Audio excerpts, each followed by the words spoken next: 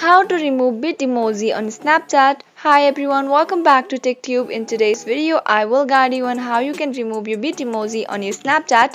So to get started, first of all, go ahead and tap on the Snapchat application and then go ahead to your profile section. Now from the appear interface, go ahead and click on that gear icon. Once you click on that, scroll down and then click on Bitmoji. Now here you will be appear with several options.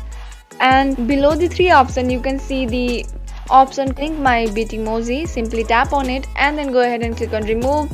Once you do that, your Snapchat emoji will be start unlinking.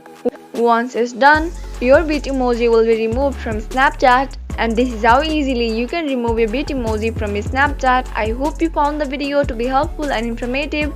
If yes, go ahead and subscribe to our channel and also press the notification bell for more updates.